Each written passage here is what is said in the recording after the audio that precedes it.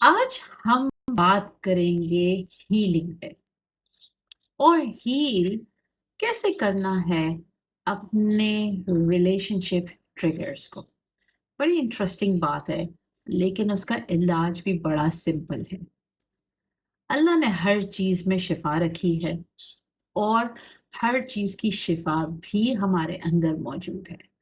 अगर हम चाहें तो हम हर चीज से हील हो सकते हैं। आज की वीडियो जैसे मैंने आपको बताया, वो है कि कैसे हम जो ट्रिगर्स हैं उनसे हील कर सकते हैं। और उसका अमल भी बहुत सिंपल है, बट अगर हम अमल करें तो। ये रिलेशनशिप वीडियोस चल रही हैं, जिसकी आज की होगी 17th वीडियो। इस 17th वीडियो में हमारी सब कैटेगरी जो कि हम कर रहे हैं इमोशनल स्टेबिलिटी पे और अटैचमेंट पे।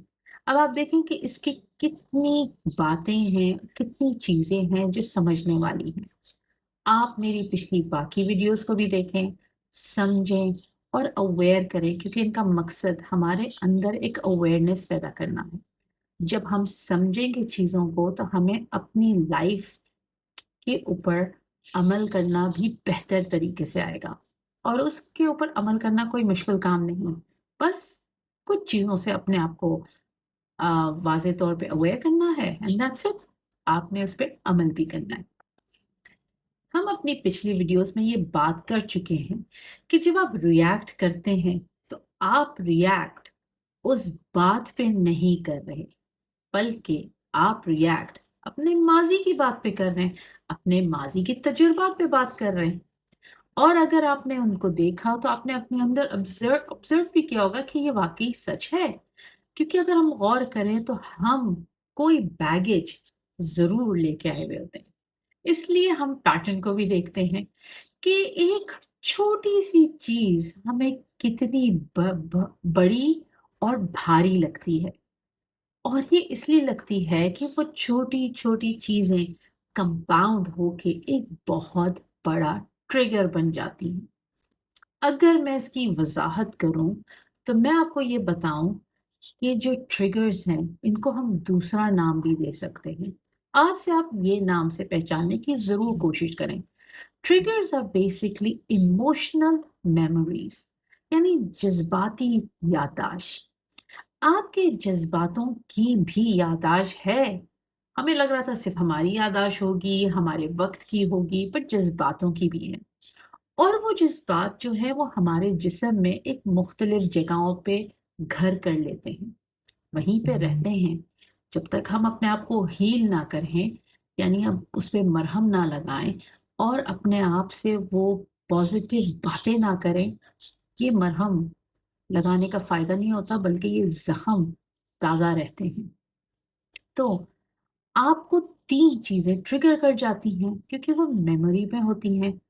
किसी की टोन, वो अल्फ़ाज़ और वो सिचुएशन। जब ये तीनों चीज़ें आपको मिलें, तो वो टोन से आपका जिस्म और आपका ज़हन रिएक्ट करता है।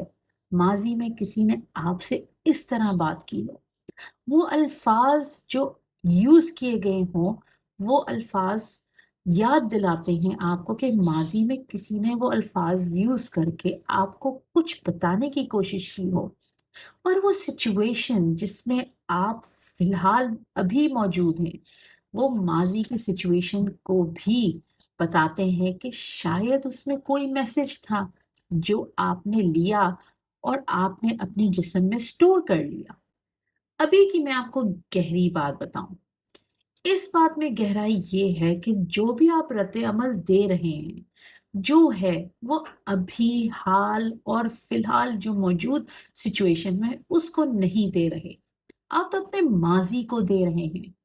आपका इसलिए जो भी रद्द अमल आता है, वो दरअसल माजी की कुछ बातों को बड़ा ही शिद्दत और तल्ख होके जवाब दे रहा होता है। प्रैक्टिकल शिफ्ट यही होगा कि जब जब अपने अंदर वो शिद्दत आपको महसूस हो, जब जब आपका दिल चाहे और आप फौरन अपने आप को इस माहौल में पाएं, ऐसी सिचुएशन में पाएं जहां पे आपका रिएक्शन आ रहा हो, तो वक्फा लें। वक्फा लेने के लिए फौरन सोचें कि मैं अब क्या महसूस कर रहा हूँ, क्या कर रही हूँ।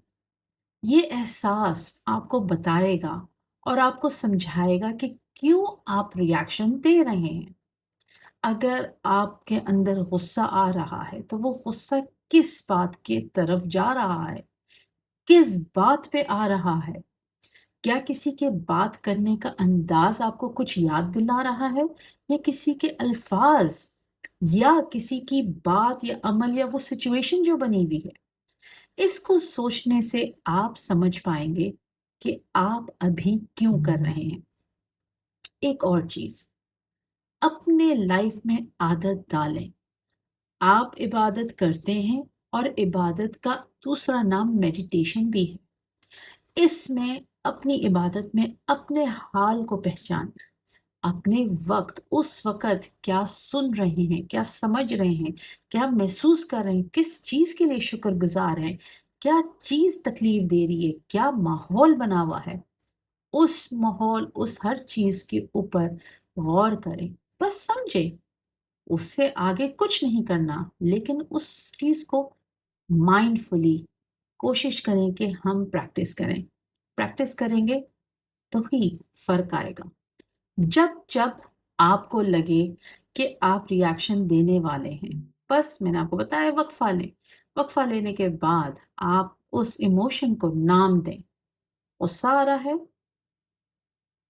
बताएं। डिसहार्टेड है, बताएं। हेट फील हो रहा है, बताएं। रिग्रेट है, बताएं।